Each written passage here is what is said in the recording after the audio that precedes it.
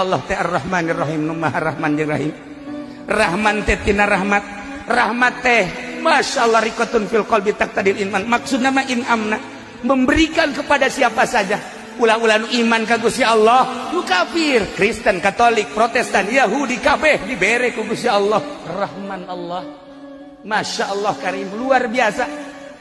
Sedangkan cak Gusti Allah rahmat, wa rahmati wasi'at kulla syai'.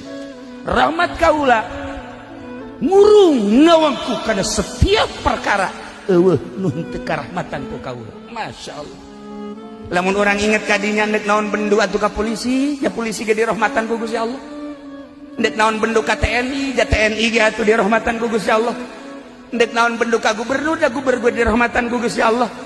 Nek naon atuh bendu ka presiden, ya presiden ge dirahmatan ku Allah.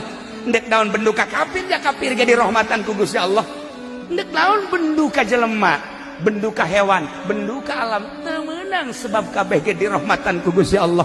Lamun inget urang ka rahmat eta, moal aya bendu di jero hate. Ieu lah Kangjeng Nabi diawali ku model eta, nu matak diisrokeun jeung nimeratkeun teh teu boga bendu.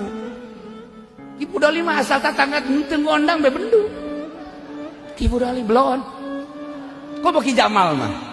Atuh tipe tinggalna teleponan ente anu ngondang malam ieu aing mah eueuh goblok. Eta hormat itu